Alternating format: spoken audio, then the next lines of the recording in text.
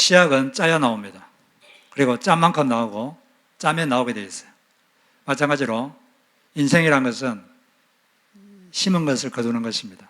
심어야 거두고 심은 만큼 거두고 심으면 거두게 되는 것입니다. 그래서 심는 수고를 해야 되는데 어떤 사람들 중에는 수고하지 않고 쉽게 빨리 뭔가를 얻겠다고 하기 때문에 많은 범죄들이 생기죠. 경제범죄, 각종 범죄들이 생기게 됩니다. 그래서 카프카라는 사람은 모든 죄악의 근원은 조급함, impatience, 그리고 게으름이다. 급하게, 성급하게, 그리고 편하게 뭘 얻으려고 하니까 많은 범죄들이 생기는 거죠. 우리가 내일 좋은 것을 거두는 가장 확실한 방법은 오늘 심는 것입니다. 내일을 바꾸는 가장 확실한 방법은 내일을 걱정하는 것이 아니라 오늘을 바꾸는 것입니다. 오늘 자기를 바꾸어서 뭔가를 심으면 내일이 좋은 것을 얻게 되는 것이죠. 이 시편 126편이 그것을 잘 말해주고 있는데, 이 시편 126편은 이스라엘 민족이 70년 동안 바벨론 제국의 포로로 잡혀갔어요. 나라가 망하고 포로로 잡혀갔습니다. 포로로 잡혀가서 70년 후에 기원전 536년을 시작으로 해서 기적적으로 그 포로들이 다시 본국 이스라엘로 돌아오게 됐어요. 그것은 하나님이 예레미야 선지자에게 지금은 잡혀가지만 앞으로 70년 후에 다시 돌아오게 하겠다, 이렇게 예언을 하셨는데 그 예언이 그대로 성취가 된 거죠. 기적적으로 해방돼가지고 왔을 때 얼마나 기분이 좋겠어요.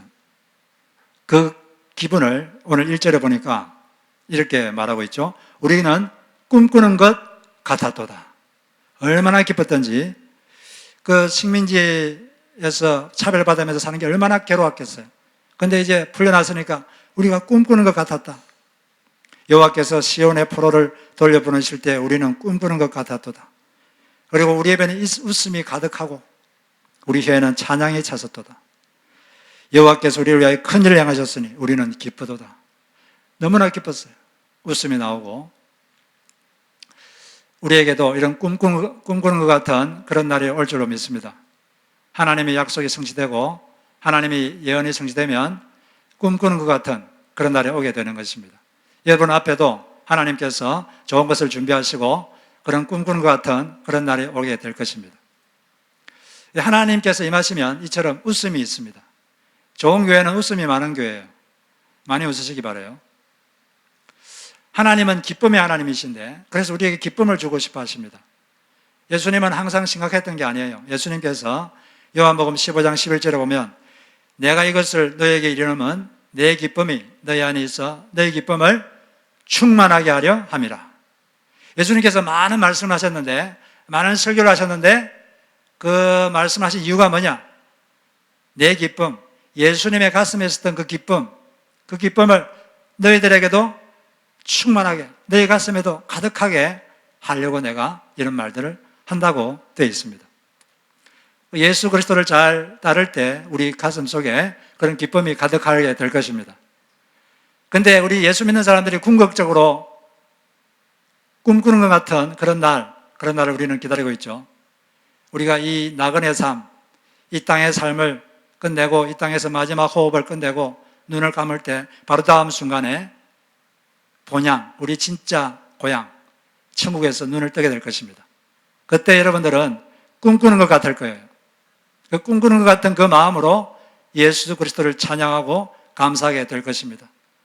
그분이 얼마나 큰 사랑을 베푸셨는가 그것을 찬양하게 될 거예요. 이처럼 꿈꾸는 것 같은 그런 기쁨을 누리면서 바벨론에서 이제 이스라엘 본국으로 돌아왔는데 눈물 흘릴 일이 기다리고 있었습니다. 현실이 앞에 닥쳤어요. 오랫동안 농사를 안 짓고 버려진 땅이기 때문에 땅이 황폐해졌어요. 안 그래도 이스라엘 땅은 거의 국토의 60% 이상이 사막입니다. 그리고 비도 별로 안 오고 건조한 땅이에요. 약 20% 정도만 농작을 할 수 있는 땅인데 땅이 너무 황폐해서 씨를 뿌려도 싹이 나질 않습니다. 얼마나 괴롭겠어요. 그래서 다시 눈물을 흘려야 됐어요. 그런 상황에서 우리가 어떻게 해야 될 것인가? 그것을 오늘 말씀을 통해서 한번 살펴보도록 하겠습니다. 먼저 첫째는 눈물 흘려도 뿌릴 수밖에 없게 만드는 그 이유에 감사를 해야 된다는 것입니다. 그들이 씨를 뿌렸지만 땅이 너무 황폐해서 싹이 나질 않아요. 농사가 안 됩니다. 그러면 사람이란 게 하는 게 잘 안 되면 그만두고 싶은 마음이 생기죠.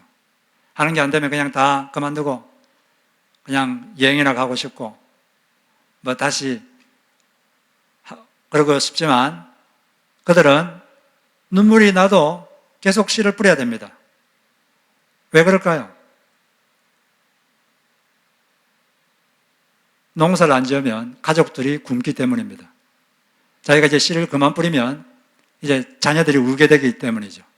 그래서 그만두고 싶어도 그만둘 수가 없었어요. 먹여 살려야 될 사람들이 있기 때문에 그런 거죠. 그리고 다음 또 두 가지 이유가 있는데 이방 사람들의 시선이 있었기 때문입니다. 주변 나라 사람들이 이스라엘 민족이 바벨론 제국에서 포로로 잡혀갔다가 기적적으로 풀려나니까 그걸 보고 깜짝 놀랐어요. 그래서 2절 하반절에 보면 여호와께서 그들을 위하여 큰 일을 행하셨도다. 이렇게 놀랐습니다. 놀랐는데 이 이스라엘 민족들이 와가지고 농사를 못 지어가지고 다 굶어 죽었다. 이렇게 되면은 하나님의 명성이 떨어지지 않겠습니까? 그런 이방인들의 시선도 부담스러웠어요. 그렇기 때문에 씨를 그만 뿌리고 싶어도 그만 뿌릴 수가 없었어요. 계속 뿌려야 했습니다. 눈물이 나도 계속 뿌려야 되는 거죠.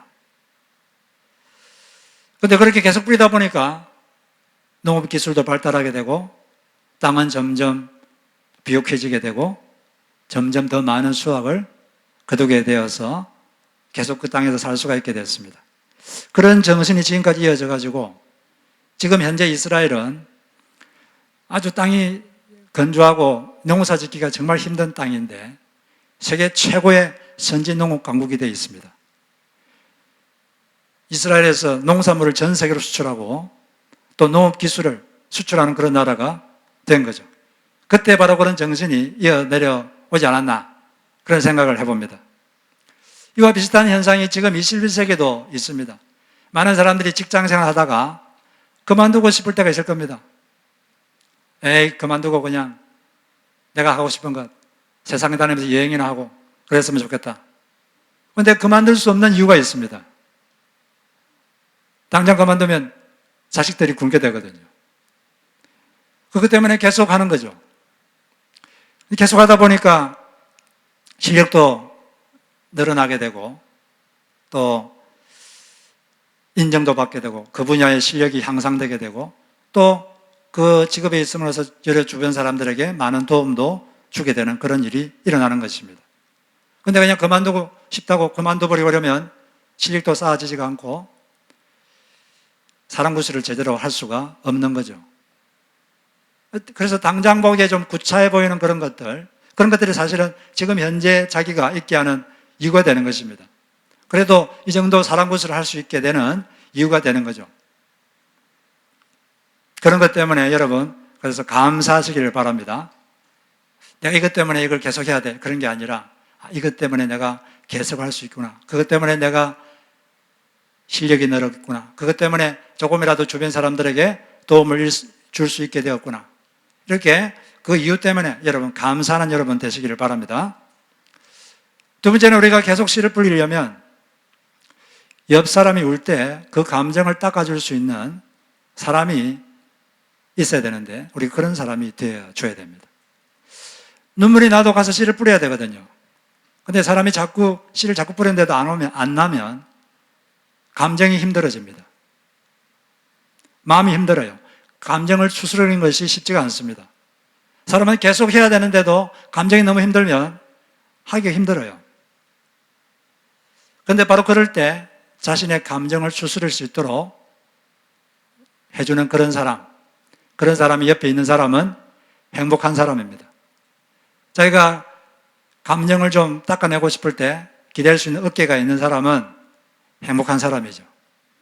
우리가 다 그런 사람들이 되어줘야 됩니다.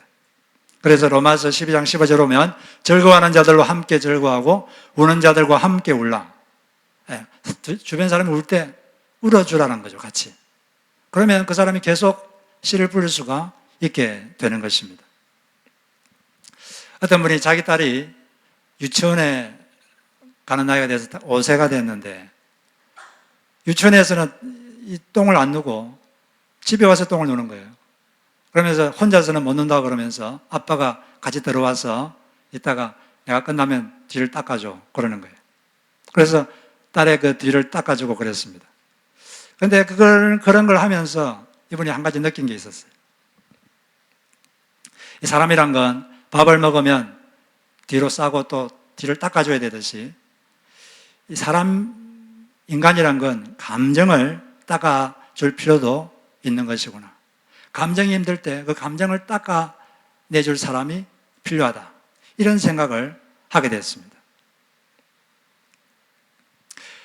그리고 그런 생각을 하고 있는데 그분이 이제 어떤 자기가 있는 분야에서 그분이 상당히 인정받고 잘 알려진 분이에요. 유명한 분인데, 강연하는 분인데, 근데 어떤 사람이 어느 날 비판을 했어요. 자기를. 강연하는 것에 대해서 비판을 했습니다. 근데 비판을 받고 나니까 그냥 다 그만두고 싶었어요. 많은 사람들이 인정해 줬지만 한 사람이 비난하니까 그냥 다 그만두고 싶은 거예요. 근데 다행히 자기 주변에는 자신이 감정이 힘들 때 자신의 감정을 닦아줄 수 있는 그런 친구들이 몇 명 있었습니다. 그 친구들 때문에 다시 감정을 추스릴 수가 있게 됐어요. 그리고 다시 감정이 추스러지니까 내가 뭐가 문제구나. 내가 좀 이걸 시정해야겠구나. 내가 이런 면에서 좀 개선이 돼야 되겠다. 이런 것이 눈에 보이기 시작합니다. 그래서 이렇게 이제 더 발전적으로 할 수가 있게 됐죠. 사람이란 건 언제 감정이 힘드냐 하면 대부분 다 남에게 비판받을 때 마음이 힘들어집니다. 대부분의 대인관계는 왜 틀어질까요? 대부분 다 보면은 다 비판 때문이에요. 비난, 비판.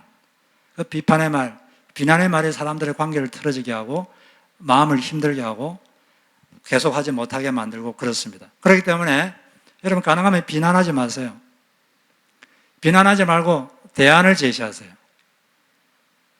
대안이 없으면 기도만 하세요.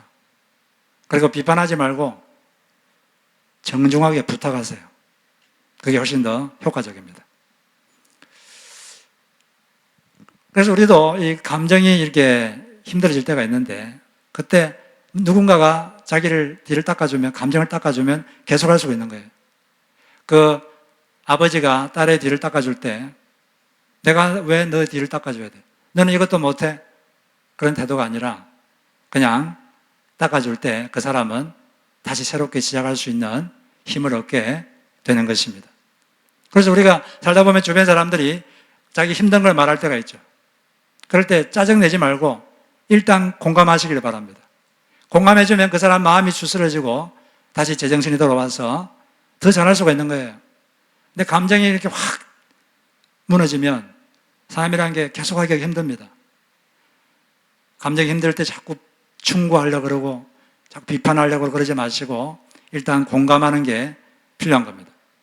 근데 공감한다는 것도 우리는 누구나 다 사람이 힘들면 공감해주고 싶죠.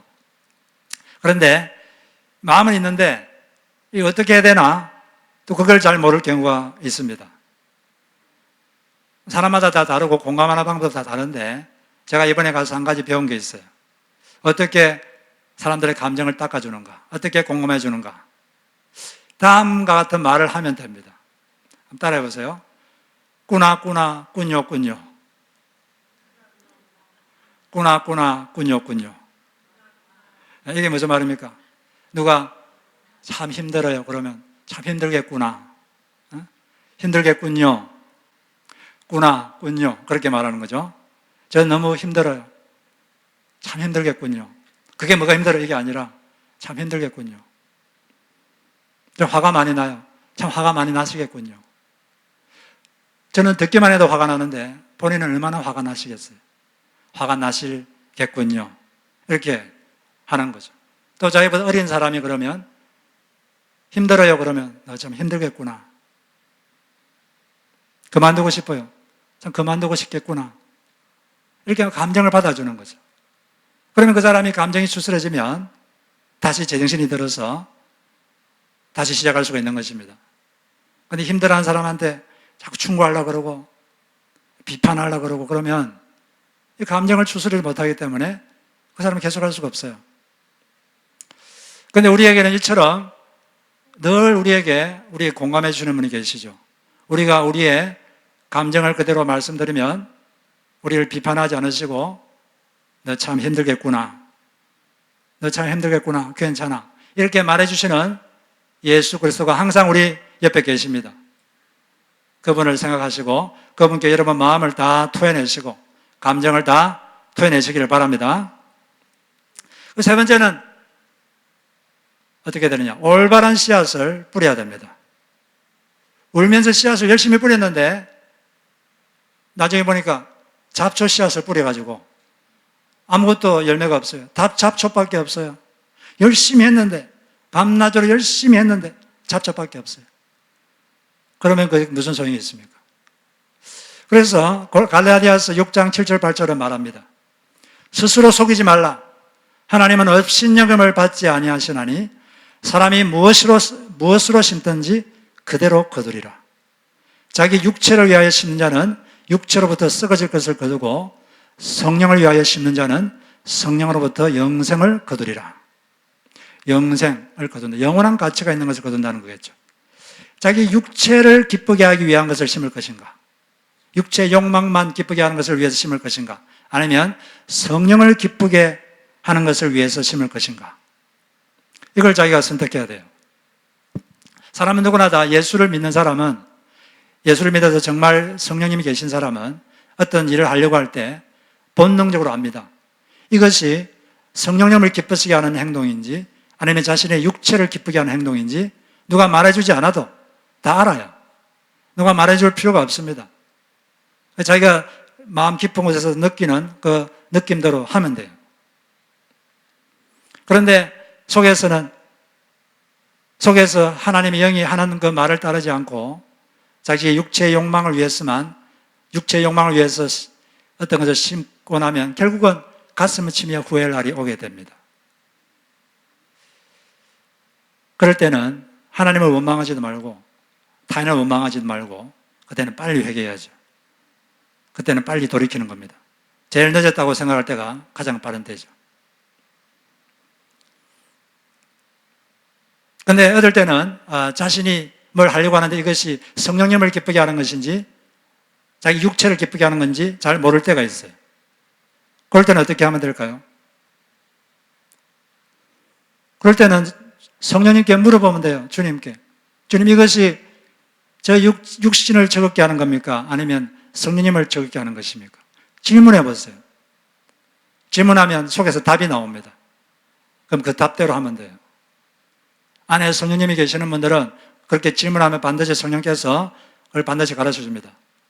그런데 많은 경우에 많은 사람들이 그 질문을 하지 않고 그냥 자기가 하고 싶은 대로 해버리는 경우가 있습니다. 왜 그러냐? 그건 탐심 때문에 그래요. 제가 지난주에 탐심에 대해서 설명했는데 탐심이라는 게 뭐라 그랬습니까? 탐심이란 건 이 세상에서 제일 중요한 것은 자신이 원하는 것을 얻는 것이다 라고 생각하는 마음 상태, 이것이 탐심의 상태라고 했습니다. 이 세상에서 제일 중요한 건 자기가 원하는 걸 얻는 거예요. 자기가 원하는 걸 하는 것. 이게 이렇게 생각하는 상태가 탐심의 상태입니다. 그런 사람은 하나님보다, 하나님의 뜻보다, 성령님을 기쁘시게 하는 것보다 내가 원하는 것, 이게 더 중요하죠. 그게 자기 신이 됩니다. 그게 우상이 되죠. 누구나 다 이런 위험이 있어요. 예외가 없습니다. 그렇기 때문에 내가 원하는 것, 이걸 얻는 것, 내가 하는 것, 이것이 제일 중요하다 이런 생각을 버리고 성령님을 기쁘게 하는 게 뭘까? 이걸 자꾸 질문하고 마음속에 답이 나올 때 그때 그 답대로 하시기를 바랍니다. 이 육체를 위해 심는다, 이것을 조금 더 자세하게 설명한 것이 요한일서 2장 16절인데 다음과 같이 되어 있어요. 2장 16절 우리 같이 한번 읽어봅시다. 주보겠습니다. 자, 시작. 이는 세상에 있는 모든 것이 육신의 정욕과 안목의 정욕과 이생의 자랑이니 다 아버지께로 쫓아온 것이 아니요 세상으로부터 온 것이다. 육신의 정욕, 안목의 정욕은 뭡니까? 눈의 욕심. 눈에 보이는 걸 그냥 갖고 싶은 거죠. 소유욕. 그리고 이생의 자랑, 이건 삶에 대한 자랑. 인정받고 싶은 욕구인데, 인정받고 싶은 욕구를 프란시스 후쿠야마라는 사람은 역사의 종말이라는 책에서 두 가지로 나누어서 설명했습니다. 그게 뭐냐면 대등욕구와 우월욕구. 모든 사람에게는 대등욕구와 우월욕구가 있습니다. 대등욕구란 건 뭐냐면 남하고 대등하게 대접받고 싶다.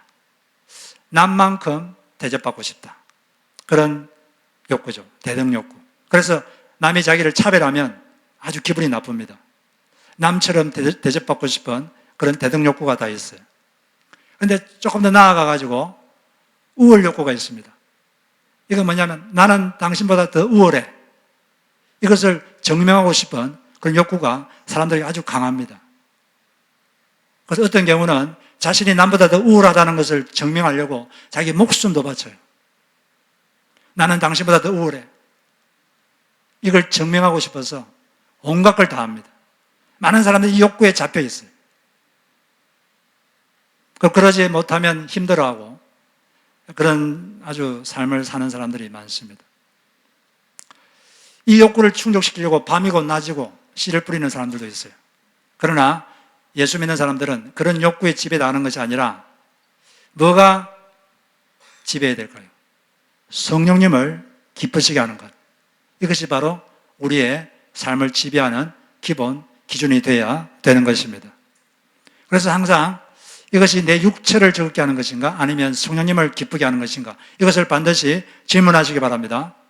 그리고 질문해 보시고 마음속에 올라오는 답, 그 답대로 행동하세요.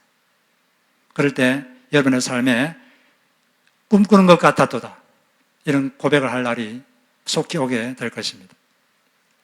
마지막으로는 우리가 기도의 눈물, 수고의 눈물의 씨앗을 지속적으로 뿌려야 한다는 거죠. 지속적으로. 그러면 하나님이 반드시 거두게 하십니다.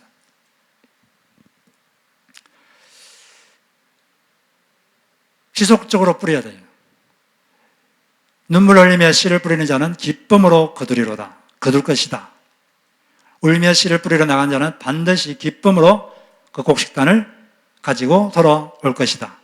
이 말씀은 약속입니다. 이렇게 된다. 우리가 이 약속을 믿고 계속 기도의 눈물, 수고의 눈물을, 수고의 땀을 흘릴 때 반드시 곡식단을 거두게 될 것입니다. 그런데 6절을 히브리어 원문으로 읽어보면 지속적으로 이런 단어가 그런 뜻이 담겨 있습니다. 맨 앞에 동사가 두 개 있어요.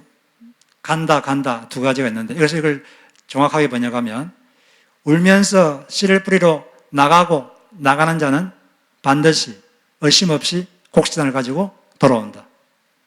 나가고 나간다. 나가고 나가면 반드시 곡식단을 가지고 돌아온다는 것입니다. 직장 일도 그렇고 영적 일도 그렇고 마찬가지입니다. 열심히 계속 나가는 거죠. 지속적으로 씨를 뿌릴 때 씨가 열매를 맺히고 곡식을 거두게 되는 것입니다. 근데 중간에서 그냥 중지해버리면 앞에서 한 수고들이 헛되게 되는 것이죠. 우리는 그 두 가지를 해야 되는데 이 수고의 땀과 기도의 눈물을 흘려야 돼요. 이 사람들은 기도를 했던 사람들입니다. 바벨론 제국에 포로로 잡혀 있을 때도 계속 기도했고 그리고 돌아와서도 기도했어요. 이 사람들이 기도한 내용이 많을 텐데 그 중에 기도 제목이 한 가지 여기 기록이 되어 있는데 그 4절에 뭐라고 되어 있냐면 여호와여 우리의 포로를 남방 시내들 같이 돌려보내소서 이렇게 되어 있는데 이게 무슨 뜻이냐면 그 당시 바벨론 제국에 포로로 잡혀가 있다가 귀환한 사람들이 있는데 그 숫자는 소수입니다. 더 많은 사람들이 아직도 못 돌아오고 있어요. 그분들이 다시 돌아오도록 해달라고 기도하는 거죠. 남방의 시내들 같이 돌려보내소서. 남방 시내들이 무슨 뜻이냐면, 남방이란 말은 이스라엘의 남쪽 지방 그런 뜻이고, 지금의 네게브 사막을 말합니다. 그 사막이거든요. 이 사막지대는 10월부터 3월까지 있는 우기, 비가 올 때는 시내들이 만들어집니다. 시내가 만들어지는데, 근데 건기가 되면 4월달부터 9월달까지는 비가 안 내려요. 그러면 시내들이 다 없어져 버려요. 그래서 다시 비가 내리면 시내에서 다시 물이 돌아오듯이 그처럼 저 바벨론 포로들을 다시 돌아오게 해 주십시오. 이런 이제 기도를 하는 거죠. 그들은 그렇게 기도를 했고, 또 이제 씨를 뿌리러 나가면서도 기도했겠죠. 주님, 오늘은 우리가 이 씨를 뿌릴 때 열매를 맺게 해 주시옵소서. 이렇게 기도를 했을 겁니다. 기도하면서 또 수고하면서 그렇게 땀을 흘리고 눈물을 흘린 거죠. 그렇게 계속 하다 보면 하나님께서, 하나님 은혜가 임해서 열매를 맺게 되는 것입니다. 인간의 수고와 하나님의 은혜가 만날 때, 그때 열매가 맺히는 것입니다. 모든 일이 다 그렇고, 특별히 영적인 일, 영혼 구원을 위해서도 이 수고의 땀과 기도의 눈물을 흘려야 돼요. 한 영혼이 구원받으려면 누군가가 수고를 해야 됩니다. 수고의 땀을 흘리지 않고 그 사람이 구원받지 못해요. 그리고 기도의 눈물을 흘려야 돼요. 땀과 눈물 없이 한 사람이 구원받는 일은 절대 없습니다. 그리고 그 사람이 영적으로 승리하는 일도 절대 일어나지 않아요. 반드시 다른 사람이 눈물을 흘려야 돼요. 그리고 땀을 흘려야 됩니다. 예수님께서는 여러분을 구원하기 위해서 뭘 흘렸습니까? 피를 흘렸어요. 피를 흘리는 마음으로 우리 땀을 흘려야 되고 눈물을 흘리고 기도를 해야 됩니다. 그럴 때 그 사람이 구원받고 그 사람이 영적으로 성장하는 거예요. 그런 거 없이는 그런 일은 절대 생기지 않습니다. 그냥 어떻게 하면 내가 편하게 살까? 내 문제를 어떻게 하면 해결할까? 여기에만 집중돼가지고 삶이 이게 아주 허무한 삶입니다. 그렇게 살아서 죽으면 나중에 하나님 앞에 너 뭐하고 왔냐? 그러면 하나님 제 인생의 여러 가지 문제들 해결하다고 왔습니다. 그런 참 슬픈 고백을 하고 가게 될 거예요. 사도행전 20장 31절에 보면, 그러므로 여러분이 일깨어 내가 3년이나 밤낮 쉬지 않고 눈물로 각 사람을 훈계하던 것을 기억하라. 이 바울처럼 3년 동안 눈물로 각 사람을 훈계한 것처럼 사람들을 위해서 땀을 흘리고 눈물을 흘리고, 그것이 바로 먼저 믿은 성도들이 반드시 해야 될 것입니다. 이게 바로 예수 믿는 사람들이 해야 될 일이죠. 그렇게 하다 보면 주님께서 일이 이루어지게 하는 거죠. 특별히 그 바벨론 포로가 이게 돌아왔는데 이 모든 걸 누가 하셨습니까? 하나님이 한 거죠. 여기 126편 1절에 보면 여호와께서 시온의 포로를 돌려보내셨다. 사람들이 수고도 하고 기도도 했지만 결국은 하나님이 일을 하셔야 뭔가 일이 이루어지는 거죠. 바벨론 제국에서 포로로 잡혀갔다가 다시 귀환한 것은 어떻게 귀환했냐 하면, 페르시아 제국의 고레스 왕이 바벨론 제국을 무너뜨리고 왕이 됐을 때 조서를 내렸어요. 기원전 536년에 조서를 내려가지고 이스라엘 민족들은 다시 본국에 돌아가서 성전을 건축하라, 이런 조서를 내렸는데 그것 때문에 이제 온 거죠. 그래서 겉보기에는 보면 고레스 왕이라는 사람이 마음이 좋아서 이스라엘 민족들이 바벨론 제국의 포로로 잡혀 있다가 풀려났다, 이렇게 생각하겠지만, 그러나 좀 더 성경을 연구해 보면 하나님께서 벌써 이런 사건들을 다 이미 다 기획을 하셨습니다.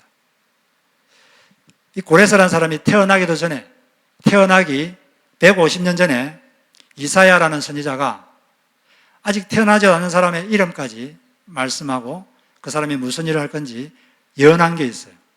그게 바로 이사야 예언서에 기록이 되어 있습니다. 이사야 44장 29절에 보면 다음과 같이 되어 있는데, 고레스를 보시고는 너는 내가 세운 목자다, 나의 뜻을 모두 너가 이룰 것이다 하시며, 예루살렘을 보시고는 너가 재건될 것이다 하시며, 성전을 보시고는 너의 기초가 놓일 것이다 하신다. 이 고레스 사람이 태어나기도 전에 150년 전에 하나님께서 이사야 선지자를 통해서 이런 계획을 말씀하셨고 그렇게 된 것입니다. 결국은 우리가 기도하고 수고하지만 일이 이루어지게 하시는 분은 하나님이신 거죠. 인간의 수고와 하나님 은혜가 만날 때 우리가 열매를 맺게 되는 것입니다. 그렇기 때문에 우리가 기도하는 거죠. 기도는 하나님의 은혜를 촉발시키기 때문에 우리 계속 수고하면서 같이 기도를 하는 것입니다. 어떨 때는 좀 열매가 맺히는 게 지연될 때가 있습니다. 우리가 자주 부르는 찬송가 중에 496장에 보면 이런 가사가 있어요.